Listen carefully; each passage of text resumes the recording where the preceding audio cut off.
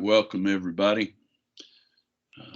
11:30 Eastern Daylight Time, should be half past the hour wherever y'all are.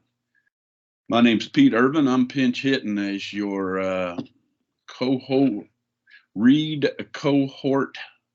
host today.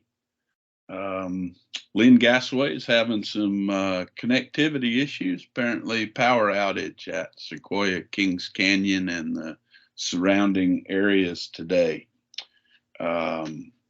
So I'm also one of the volunteer cohort managers pinch hitting today. Welcome. I know we'll have some folks continue to join us as we go along. We've got a great topic today. I'll just make a couple announcements for those of you that maybe haven't been paying attention. By golly, it is fire season. We're currently at National Preparedness Level 2. There's large fires on the SIT report in 3 geographic areas. There's one complex incident management team on assignment in the southern area. There's 2 IMTs and 11 crews assigned over the border in Alberta, Canada. So not the same kind of early fire season maybe that we've seen in past years, but it is fire season. With that, folks, it's my privilege to introduce to you both Russell Long and Todd Legler, members of the NEMO organization and our presenters today for an important topic: strategic operations and strategic risk assessment. Russ and Todd, thank you both for being with us. Without further ado, turn it over to you. All right, well, thanks, Pete. And yeah, hey, good morning, or I guess it's good morning everywhere, since it's 11:30 Eastern time, but thanks for having us. And we both are working within the NEMO organization, and most of you probably know what that is. And it's not the fish, it's the National Incident Management Organization. So we're with the Washington Office Fire and Aviation Management with the U.S. Forest Service. And while we're both work in the NEMO organization, this is not a NEMO thing. This is an interagency effort.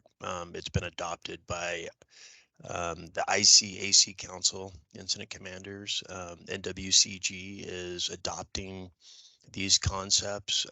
There's currently a tasking that is being drafted by NWCG to put this into curriculum, to institutionalize this process, because it works and it helps people do their jobs better. So I've been in wildland fire in both agencies, between BLM and Forest Service, back and forth a couple times. Been in an operational role my whole career, and serve as an operations section chief on NEMO Team 4. Todd? Yeah, Todd Legler, and right now I'm detailed into NEMO Team 3 as a safety officer, and started out in operations and then moved over into safety. And yes, I think there is a lot of value to this ISAP process that we're going to talk about today. So what we're going to do is we're going to go through the slides, and I guess we got about 40 minutes or something like that to talk with you and go through it. And it's basically an introduction to what it is, but let's just to see if your computers are working. Give me a thumbs up for how many of you have heard of the Incident Strategic Alignment Process, or SRA, or Strategic Ops. Seeing some hands going up. Good.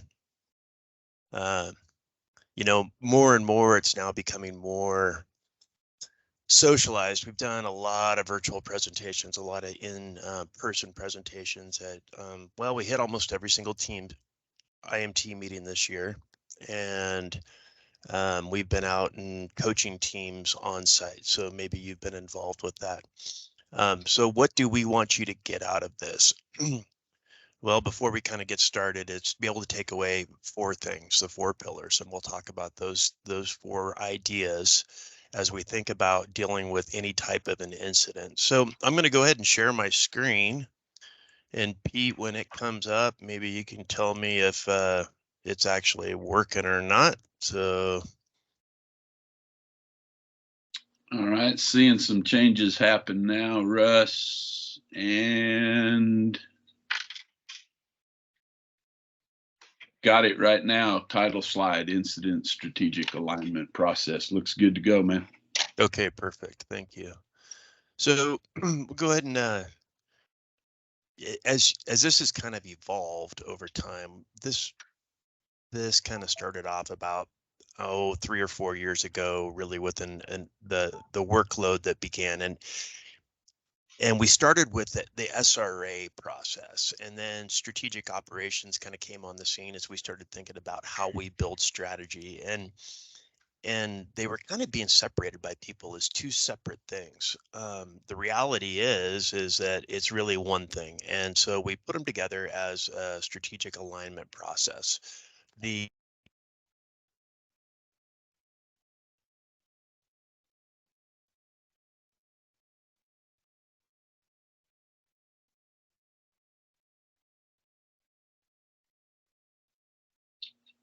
Hey, Russ, somehow I think we just lost your voice. how do you have me now? Oh, back with us. Thank you. Okay, so the intent is to provide a consistent process across agencies. Doesn't really matter if you're state and local government, if you're interior, if you're Forest Service, so that we're all showing up with a baseline on how we operate and can talk about risk with the IMT, the agency administrator, and the responders. And many of you probably have worked with many different incident management teams. And, I guess I would say that at one point in time, there was like 48 incident management teams and probably 48 different ways of doing things. So the idea is to bring things together so that there was some similarities and take some of the stress and the conflict out of the system.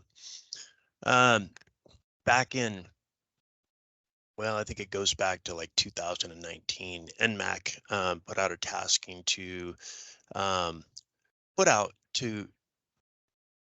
build a consistent way to talk about the risk. And so the Forest Service, we stepped off with that because we had some capacity to do so and started following this. And so that's kind of where this came from.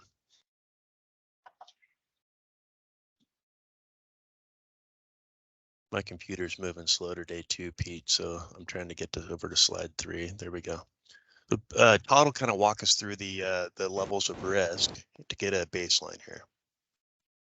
So we've identified 4 different levels of risk, and you can see them there on the left-hand side. We've got the enterprise, the strategic, the operational, and the real-time. And those levels of risk, the enterprise risk, I like to think of that as you have a lot of time and you have a lot of knowledge available to you. And so that's what really helps define your policy, your organizational safety plans, and those are your agency heads, your bureau leads that are defining that. The strategic risk, that's what we're going to be talking about today, the strategic risk assessment. Those are your jurisdictional entities and your FMOs and your IMT helping define that. Many people are likely familiar with the 215A, the 215R. That's the operational risk. That's what you're getting at your divisional breakout, or your briefing at Helibase or those types of things. And then the real-time risk is down at that lowest level. And if you're looking at that time and knowledge wedge, you're at the point of the spear right there. You don't have all the information and you don't have all the time in the world. So you're making real-time risk decisions, and that's up to that individual firefighter. And with the strategic component to it is we can put firefighters out there wherever we need to put firefighters at, and they will manage their own risk. But this, the strategic piece pushes that ownership back up to us, that has a little bit more time, a little bit more knowledge to make a good decision to see if we even need to be putting a first responder, firefighter out there in those situations to begin with, because there's always going to be risk associated with everything we do, but do we have the time and space to make a better decision to set our fire folks up to be successful? Next slide, Russ.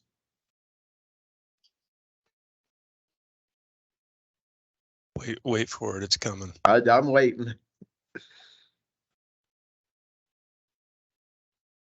So the ISAP process, strategic risk, strategic ops, it sounds maybe kind of big and scary and overly complex. I remember when I first started, it was the 10 and 18. Those were the fire orders and watch out situations that I had to memorize, and it seemed scary and over complex. And to this day, I don't know if I could tell you all 10 of them or 18. So, but I can tell you what LCES stands for, and that's lookouts, communications, escape route, safety zones. And so we've tried to take some of the scariness out of ISAP, if you will, and really focus on 4 key things that we can all speak to and understand. And that's your critical values at risk. And so those are identified by your host agency administrators. And that helps inform the actions that the incident management team is going to take. Our strategy and strategic actions. So based on what we've identified as those critical values at risk, we are going to develop some different strategies that will help protect those critical values at risk. It may be 1 or 2 or 5, depending on the situation, and it may be for a portion of the fire or the whole fire. And I just lost you, Russ. The third pillar is our responder risk. And the responder risk is what we're asking our employees to do out there. Should we be doing the work? And then pillar 4 is will we be successful in what we're doing? So that's the probability of success. And there's a formula that we've incorporated.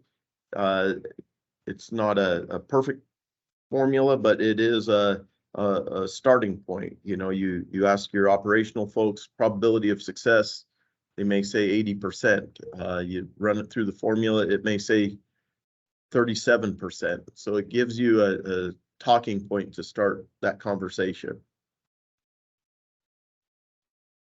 This might be kind of a silly question, but was I the only one that lost the PowerPoint? No, Todd, this is Pete, and I've lost Russ as well. Okay. Let's give him a minute and see if he can come back with us. You able to maybe text with him, Todd? Yeah, my phone's in the other room. I can run in and grab it really quick. All right, thanks. Stand by. Stand by. You bet.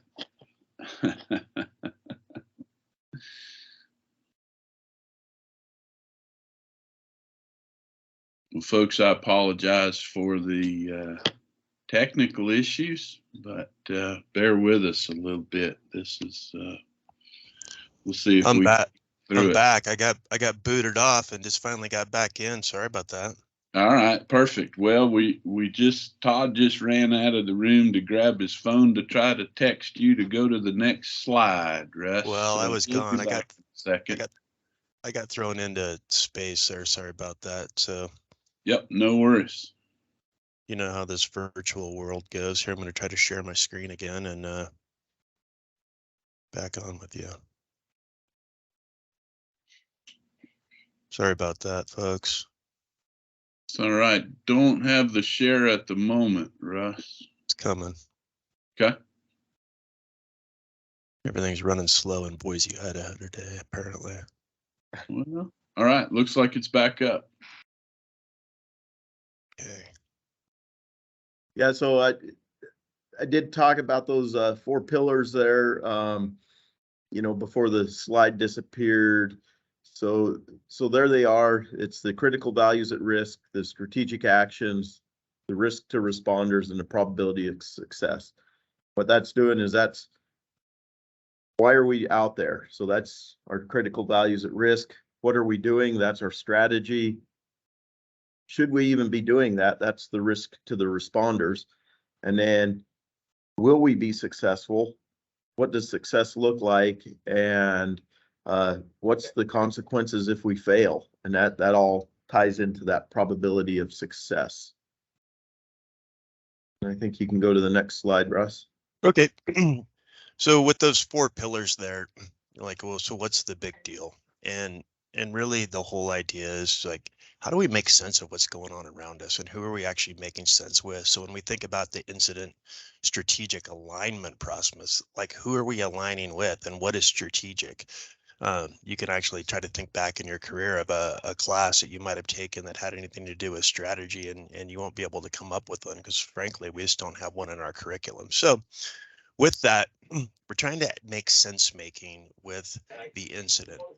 And there's all these people that are involved with the incident that we need to be able to bring information in. We need to have an opportunity, a way for them to inform the strategy.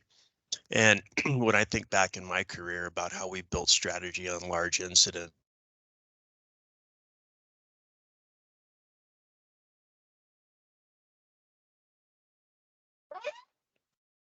Russ, lost your audio again, brother. Sorry.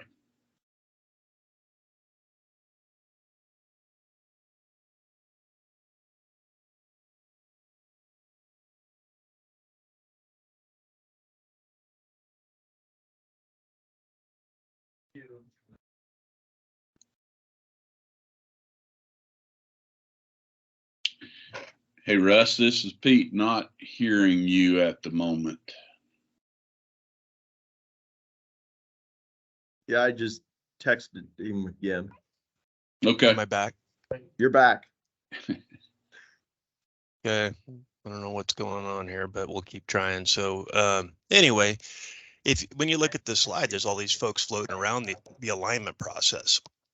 We need to align these 4 things: the critical values at risk on the incident, the strategy that's being formulated, the responder risk, the people that are doing the work out there, is it acceptable or not? And then that probability of success. And up here, you've got the read and the local FMO from the local unit. Well, the resource advisor, each one of you're the eyes and the ears for the agency administrator.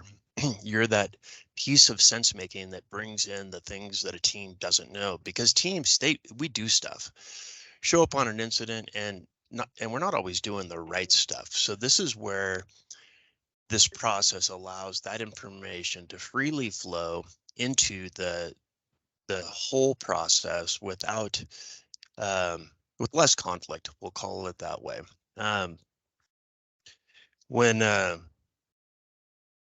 When we think about this, you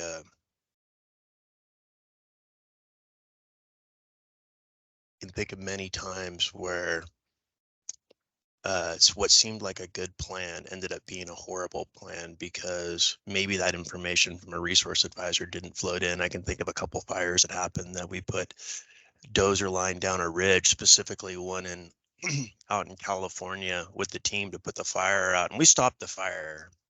However, because that information didn't flow into it, we just destroyed a ton of archaeological significance to the local tribe.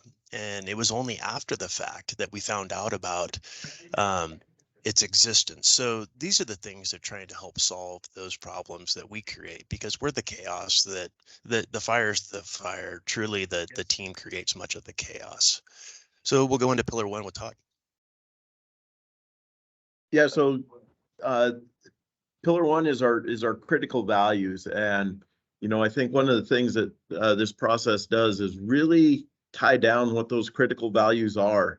I've seen it be very successful. You'll go into a briefing with the agency administrators and they're saying, here's all our values out there. And they are listing everything from a vault toilet to a major subdivision and everything in between. And there's hundreds of them. And well, that's great that those are all values, but which ones are the most critical? And we'll talk about this a little bit more on how the system set up to limit some of those.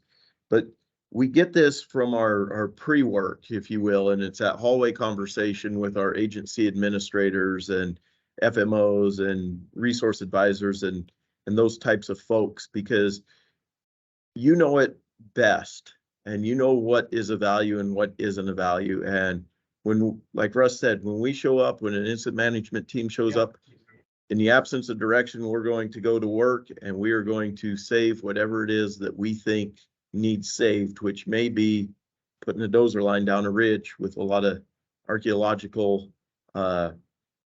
resources that we weren't aware about. So, we want to identify what those critical values are. And then we start to look at where they are in relation to the fire. And then what's the severity of impact if the fire was to take out that value? And then once that's all defined, I've seen it shift priorities on a fire. We might have a large fire with a finite amount of resources. And once we've gone through this process, we've actually identified that values on a different portion of the fire were more critical and had a higher risk of being impacted. And so we were able to take our finite amount of resources and shift them to a different portion of the fire to be more effective and protect those values. So this is it's really getting that information though from our agency administrators, our ologists, our resource advisors, the FMO. It's those local folks to help identify that.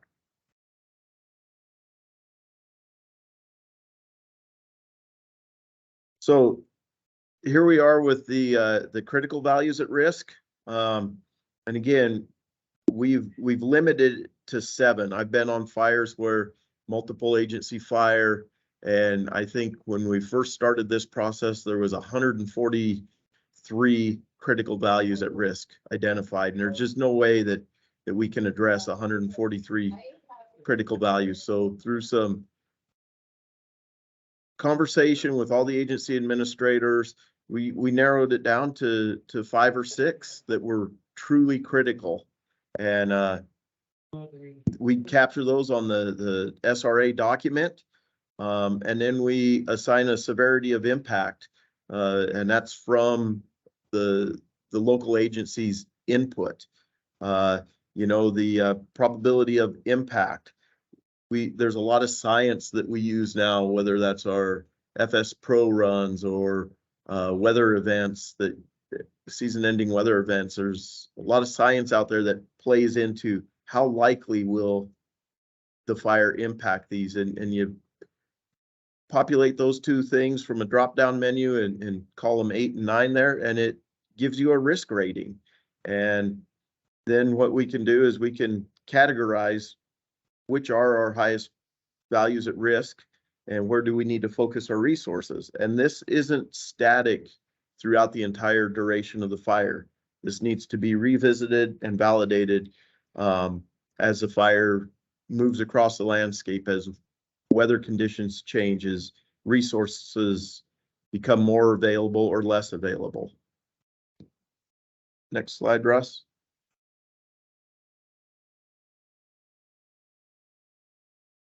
Okay, so once we've gone through pillar 1, and that's that conversation with the AA, the resource advisors, to boil down those critical values at risk, now we know what we're protecting. So pillar 2 is then to build a strategy, a strategic action around it, so that we have a really coherent plan, a values-based strategy. rather than just chasing a fire across the landscape and then protecting things as they show up. Moving away from complicated tactics, IA all day, if you will, to actually really putting thought into what are those critical values that need to be protected. So in order to build a strategy, it's really a three-legged stool. For anything to stand up on its own, we've got to have three things to hold it up. So for a strategy, we got to use that collaborative planning techniques, and that's a combination of things like the pods, the pre-attack information, the pre-season work to identify what is on that landscape, pre-ignition, and then the observation and collective experience that we bring to the table, knowing how to deal with those problems, and then coupling that with the best available science that's existed for a very long time. However, we've done a pretty poor job of bringing it into the strategy at the right time. Many times it comes in after the fact, those potential control line locations, difficulty index, the sag hazard information, so that we can really make more informed decisions around where we're actually putting line.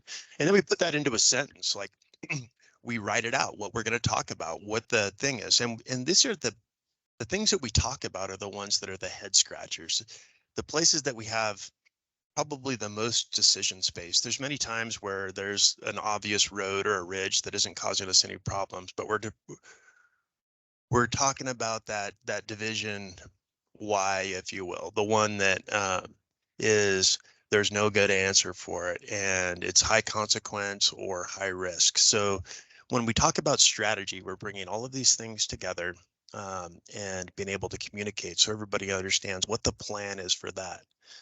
So what do we use to actually build strategy? Well, in the blue font, those are the things that you're probably most familiar with. You know, the FS Pro runs, the probability of where a fire might go, the fire behavior runs that are delivered to us. You know, we know where the fuels treatments have been.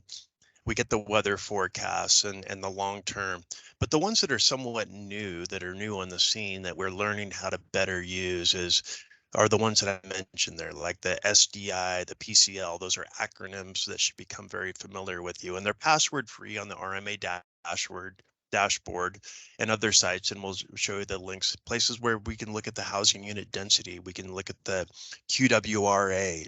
Many of you probably know what that is, that quantitative wildland fire risk assessment, that pre-season work. So these are the things that we're bringing to the table now that can help inform the strategy and increase overall that probability of success. Kind of looking back in time, the people in research, we have a lot of super smart people that are looking in on how we do our work and how good we are at it. And they looked at 83 fires in 2021. And that was, you know, a heck of a fire season. In fact, many of us were kind of I don't know, it left us a lot with a lot of frustration. Didn't matter how much we threw at fires, what we did, they continued to burn, and we lacked a lot of success. So there was like 4.6 million acres burned, 8,700 miles of perimeter line out there. And we showed up, we as all of us, and we built 15,500 miles of constructed line, which created 18,000 acres of disturbance. And that's just on the 83 fires that were looked at. So why even talk about that? So the ones that these 83 fires, we built 1.6 times as much line as there was fire perimeter out there. Well, that doesn't sound like a super lot until you start pulling it apart and taking a look at, you know, what did that line actually do? Well, 47% of the line that we built in 2021 on those 83 fires never interacted with the fire. Like, it had nothing to do with it. And then 18% of that line got burned over. It didn't work. And the remaining 35%, that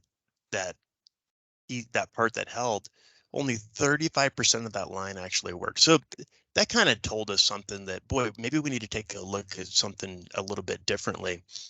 I can remember this fire that I'll leave the name out of it. Maybe you recognize the perimeter, and I was on the north end of this fire. And at one point in time, I was sitting there in my truck, and to the right of me was 3 dozer lines that were black on both sides. And to the left of me were 3 dozer lines that were green on both sides. And the fire stopped right in the middle with the weather. So it kind of shows you that maybe we need to do something different or think about things differently. So there's the pink lines that never interacted with the fire, and that you can see all the lines that burned over. So this is an example of, one of those mega fires, and there's a depiction of, the red circle is the perimeter of the fire. And on this fire, there was 3.6 times amount of line put on that incident. So that kind of tells us that we probably can do a little bit better when we take some time to think. So there's a deliverable, there's two distinct deliverables within the strategy. One of them is the strategic planning map. And while this looks familiar to you, it may be a little bit different. So this is something that's being adopted by the NWCG Geospatial Committee. It'll be a feature service that's provided.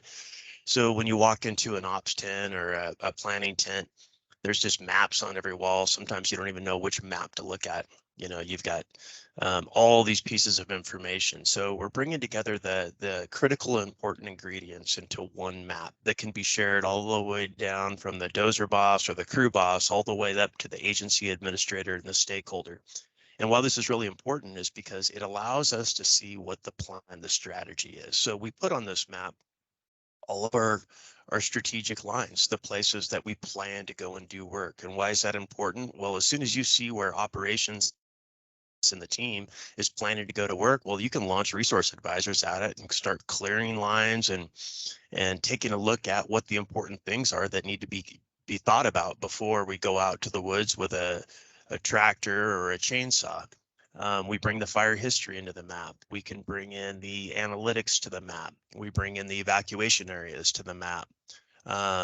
So there's about 7 different ingredients that we advertise that need to go on there. There's many more that you might, but this is going to be a standardized process that you'll see going forward in time. Also on that map, those management action points that many times you have a part in writing that are in the WFDS, that decision document. Well, many times they're handed out as a packet and people just don't get the word of what that management action point is. So we put them on the map in a text box. What's the value? What's the action that needs to occur? And who are the contacts that need to be contacted when the fire is approaching or going to impact that? So it's just bringing the information together. And then we move to pillar 3, and Todd will talk about that. So pillar 3, this is our responder risk. And so this is, should we even be out there, if you will, doing it? So what are we asking our responders to do and the risk associated with it? So on the left-hand side over there, you can see that there's 6 different risk influencers, and those risk influencers have been identified as key contributors during accidents. And so those are fixed there. There is a block for a 7th responder risk. I'm not quite sure what that would be or wouldn't be, but it does give you some flexibility to add an additional responder risk that may not be covered in one of those 6 categories. And again, this is really about the conversation that you're having and identifying what the severity of the event is and the probability. And over there on the right hand side, it's got the definitions of severity and probability to help guide you through that. This does not replace the 215A or 215R. That's down at that operational risk level. Again, that's for your divisional breakouts. But what it does do is it helps support what's in that 215A or 215R. And this isn't an exercise to try to eliminate the risk. This is an exercise to show what the risk is associated with that strategy. Maybe the strategy is to have just a single ICP, for instance, let's say, but the ground transportation, you're having to send folks out driving for 4 hours one way to get to one end of the fire, you know. That's probably a higher risk doing that than, say, an alternative that had a forward operating base closer to that end of the fire. And so what you're doing is you're doing a couple of these for each strategy that you've identified.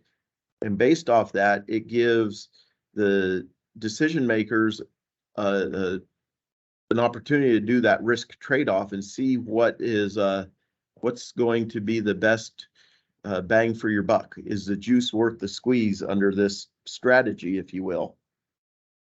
Again, this won't eliminate all the risk. The risk we do out there is dangerous, but it does give us an opportunity to capture that discussion and those mitigations that we have established. Yep. And so right there on the other side, it talks about the risk mitigations, the risk discussions. And so these are those conversations that we're having with our safety officers, with our medical unit leaders, with different folks out there to see what mitigations we need to put in place and how that discussion moves forward. Look, we can go to pillar 4. You want Russ? Okay, so we've talked about the critical values at risk that we get from the agency administrator and the agency and deliver it to the team, and then we build a values-based strategy around it, and then we discuss the responder risk. You know, like how dangerous is it going to be for people to do the job? And then the last pillar is that probability of success, and this is a really interesting one that we've not looked into very hard. We as firefighters, as agency responders are very optimistic people. And there's a lot of science behind the reality that we overestimate our ability to do something. Many times we'll take on incredible challenges with a really low probability of success. So taking a look at this can help us understand what the value of the value is, and and what's the success of us doing the work. So the folks in research and development, you know, everything on this earth can pretty much be solved mathematically, and try to take a look at, is this a complicated problem or is it complex? Can it actually be solved? And what they came up with is that it's likely complex. It probably can't be solved mathematically. However, if we break down that probability of success into 3 things and take a look at it, we can then start being thoughtful about all the different components that come in. So on the front end of the potential equation that they came up with that hasn't been validated, but it helps us think about it, is we take that PCL and the SD coupled with the SDI, the probability of the spotting, the fire danger on that day. You could use the ERC. If you're in Alaska, you could use the FWI. Maybe if you're in the Southeast, the KBDI. The holdability of that line coupled with that spotting potential and the current fuel conditions. And that is something that we can figure out. We can actually put a number to that.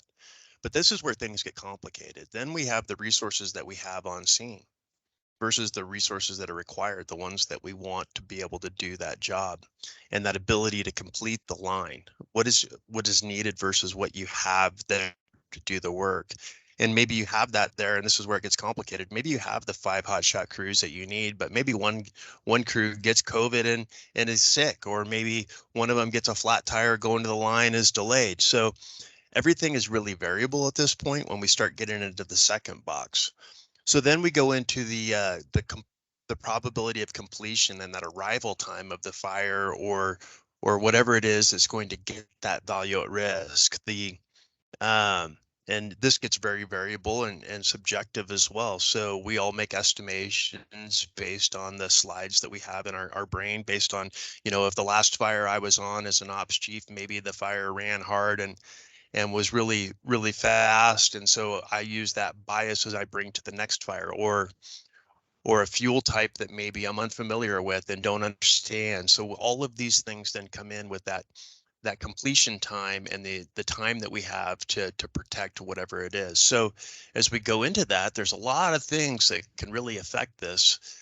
probability of success. So we've got that. We talked about the fire weather and behavior, the resource availability, maybe buying teams, ability to fill and mobilize orders, cash support. Are those pumps and hose available that you need? Did you get those fish screens for the pump? Maybe you have the pumps, but you don't have the fish screens and they're required. We have, what about caterers anymore? We can get a bunch of people to a fire, but now with the catering system and the shortages that occur, maybe we can't feed them.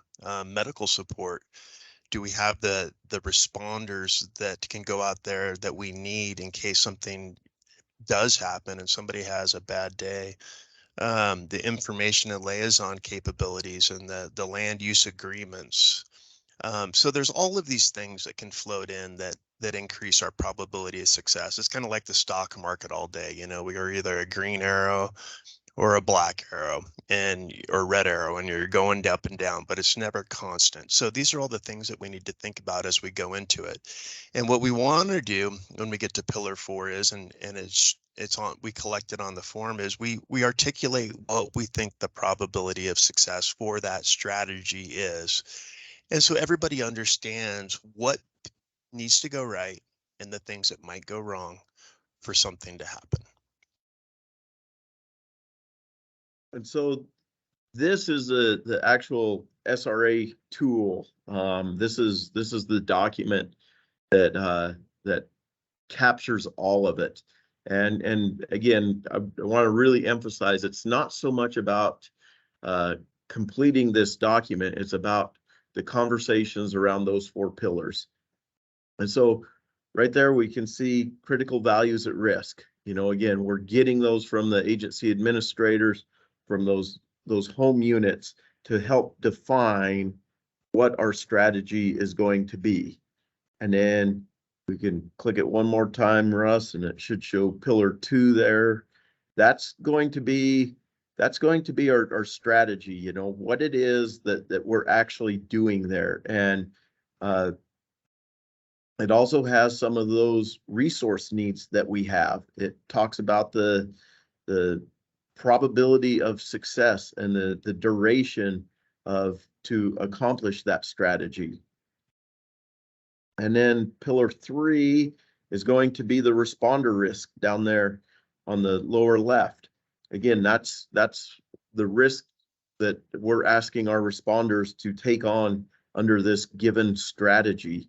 And then pillar 4 is so yeah, there's some risk mitigations, some risk discussions. That's where we capture all about the conversation here. And then pillar 4 is going to be the probability of success up there. And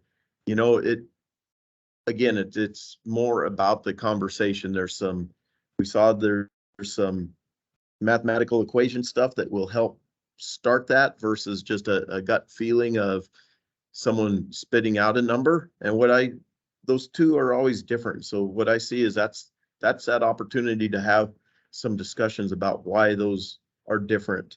We also added something to this sheet that hasn't been here before and circled right now, and that's the cost. What's the cost of this strategy going to be? That's important. That's that you get your finance people involved in that.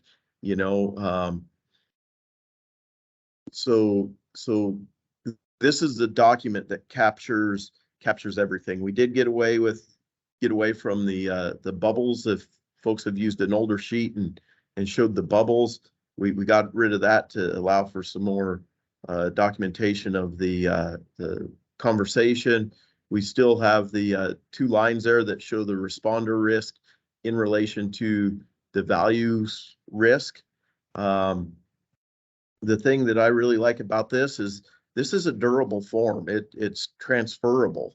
Once we have this, during a transition with another incident management team, you can hand this off and it's all captured right there. And we all know how transitions go. We have conversations with our counterparts and we think we said something And maybe we did, or maybe we didn't. And we think that they heard something and maybe they didn't, maybe they didn't, but here it is, it's all documented. And so that helps improve some of that efficiency. Uh, it's, you know, and it looks maybe a little bit overwhelming, but once you practice this and have those critical values at risk identified and do some of that pre-work, that homework in the hallway with your agency administrators, your resource advisors and folks, you can get through this pretty quick in probably a 30-40 minute exercise. Okay, so we've gone through the 4 pillars, and while some of it looks complicated, it's really not. So, you know, as a resource advisor, you can see where your information comes in on the on pillar 1 with the critical values at risk, the formulation of strategy. In pillar 2, the being present for the conversation and responder risk, and then that probability of success. So how do you actually even know if the ISAP process is working? Because it's always going to look a little bit different on every incident. Well, with the critical values, really all you need to be looking for is, are the critical values at risk being shared in briefings and identified on the maps? And if so, people are getting that information. Within the strategy makes sense and is based on protecting those critical values at risk that come from the agency administrator. So as you're watching the process, if you see that happening, then the ISAP process is working. If people can't describe what they're protecting, then the process is probably not working well. On the responder risk, it describes the hazards and suitable mitigations, and feedback from the field is valued so things can be adjusted. And then with probability of success, those factors that affect the operations probability of success are shared. So people know the things that need to go right and the things that might go wrong on the incident for the incident to be successful. So when does the meetings, the SRA meeting happen? When does the strategic planning meeting happen? Well, it's part of the planning piece. So if you remember back, many of you have probably been to I-400 and you've probably had this in some of your ICS classes. That strategy meeting, command and general staff meeting, is right there in the original planning P. Now, in some versions of the planning P, it's since been removed. And that's because many teams weren't having a deliberate strategy meeting, a time to talk about these things. So on an incident, it doesn't have to happen every day, and it doesn't have to be talked about in all parts of the incident. However, it usually happens on a 14-day standard roll. It would happen about 3 to 4 times. And it happens usually sometime between after the cooperators meeting, but usually before the CNG, usually about 11 o'clock, and it lasts for 1 hour. And that's when it's important that the resource advisor be at that meeting. So one of the things to be looking for when you get to an incident is, when is that SRA meeting or that strategy meeting? Because you are going to need to be there. Your presence is critical because you know all of the things about that local resource, that the things that need to be protected and the nuances that surround it, that the team frankly many times doesn't know, or it's buried in the documents that are handed to the team and get lost in the fog of war. So be looking for that when you go to your next incident and a team is implementing this. So what's the big deal, you know, with the analytics and wildfire outcomes? You know, if we go back to 2021 with those fires that we were talking about, those 83 fires occurring within the pod networks. So people that were using this information and the analytics and the processes built better line and better places that were easier to work, and they were more likely to contain the spread. So they take a look at some of the hard math that went through it. Basically, for every 1% increase for fire line effectiveness was like 155 miles less line. So I don't know if that sounds good to you as a resource advisor, but it does sound good when we think about how much landscape, those 18,000 acres of disturbance that occurred out there, and how many resources were affected.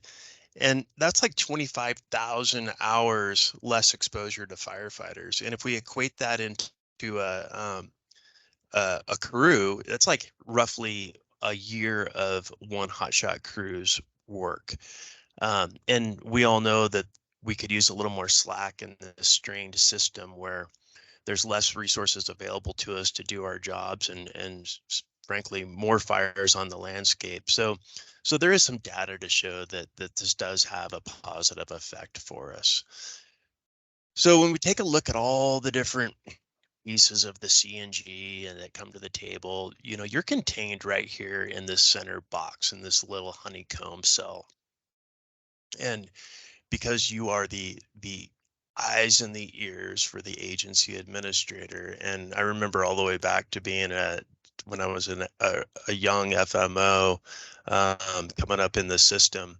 And I didn't really understand what that resource advisor was hanging around for. But as I learned more and more, they were the ones that kept us out of trouble. So when we take a look at that box, you can help define success or an end state early and set that IMT up for success, looking for the things that they really need to be watching out for.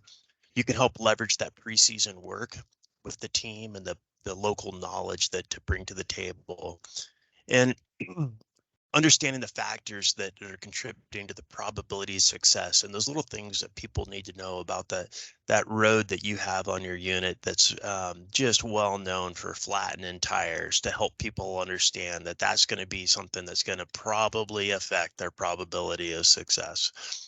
So we have better risk decisions with that information that comes in that a resource advisor brings to the table. And you could take a look at, so if you looked at all of these 9 boxes, and if people employed some of these processes here, maybe we could get 9% better if everybody improved their performance just a little bit.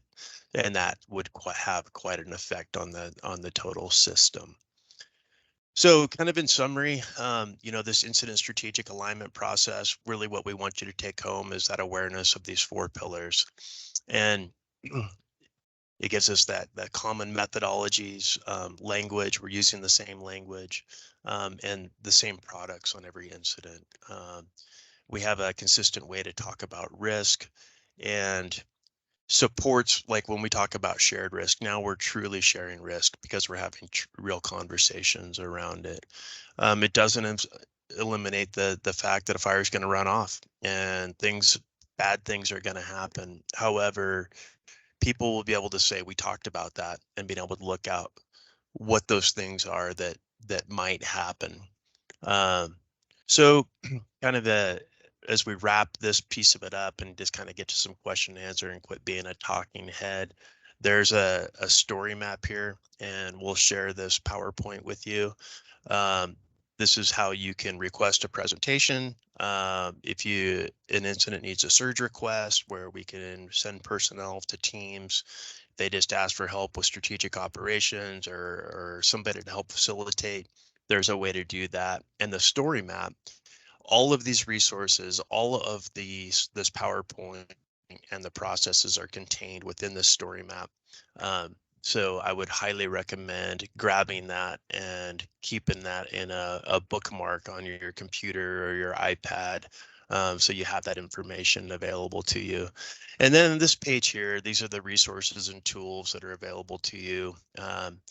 These are all the ones that are commonplace, that get kind of lost in the fog of war, that are incredibly powerful. So there's hyperlinks in this, and they're all on that story map as well, and great places for this information. And then finally, we rolled out all kinds of acronyms at you, and here's kind of a short glossary of what all those acronyms stand for if you need to go back and refer to them.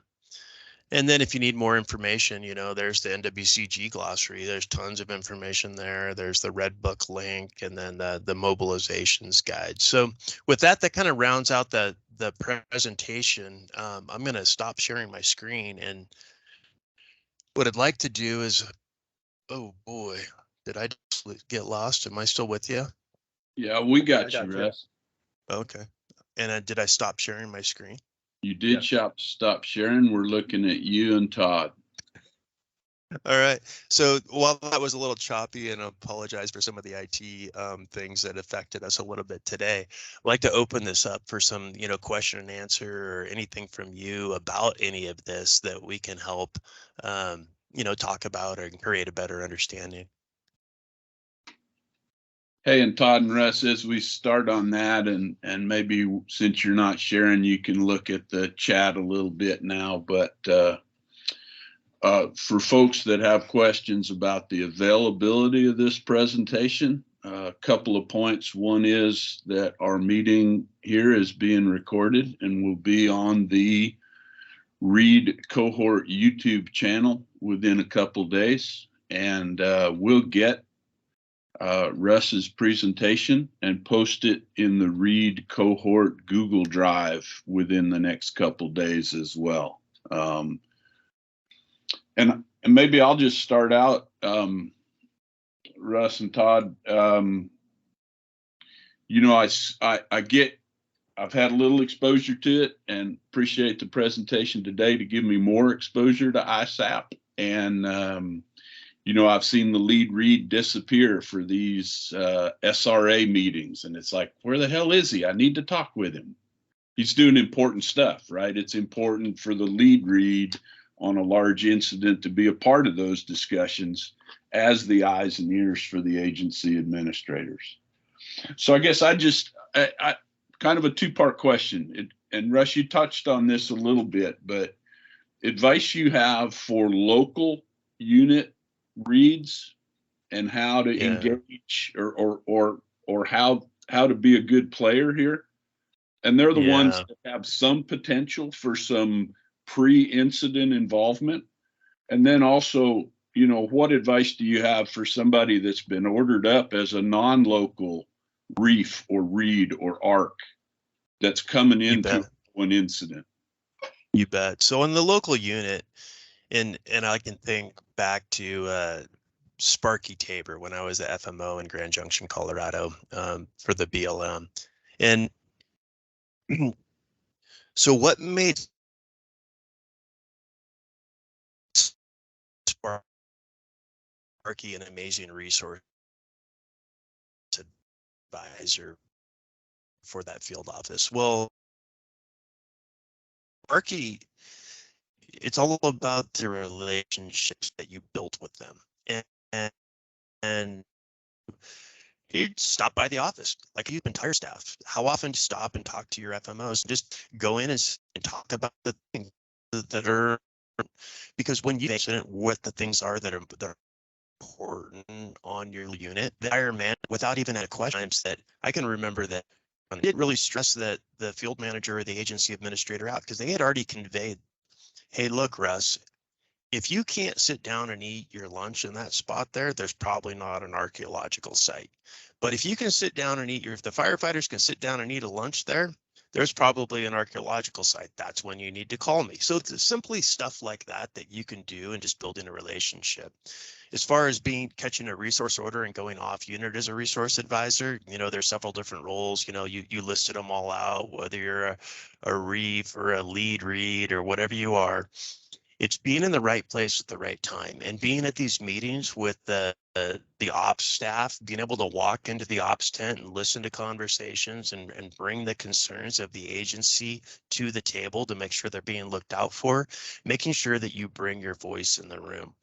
When you're out on the line, if you're a fire line qualified read, connecting with those division supervisors, having the conversations with them, taking a look at, one of the things that's always so helpful to me is those resource advisors that take a look at what we're planning on doing, because many times we don't think about it. And they go, so do you think you might be out on this ridge in a day or two? And, maybe you've already cleared everything in tight, or maybe you have a resource advisor already working where the activity is, and then getting out there ahead of time and taking a look at it so that you can come back and not have to say, hey, hold on a second, we need to go take a look at that before you do any work, because that time and space that we have to be successful sometimes can be shortened or lengthened with our ability that we communicated with the resource advisor. So I really, really encourage you to engage that way with the that incident management team, whether it's type 4, type 3, type 2, type CIM, whatever we are, it doesn't matter. What's important is building relationships with the people doing the work and bringing that information to them timely so that they can do the job right. And that's really what the incident strategic alignment process is about. I saw some stuff in the chat. Are there any more trainings coming on? You know, we've been doing, basically it's been a 2-year roadshow. We're going to continue to be out coaching with teams. If you want to request a presentation, just go to that story map, and I'll find it here whenever I stop yakking and drop it in the chat. It's all on the story map, all of the ability. And if you want a presentation on a local unit, whatever it might be, virtual or in person, that's how you arrange that. Let's see, Pete, did I get to what your questions were? What Yeah, people, sure what did. positions? And Todd's been answering some in the chat. Good stuff. Looking at the clock, fellas, we're about hitting pumpkin time. So like to give you each a chance to say a closing remark.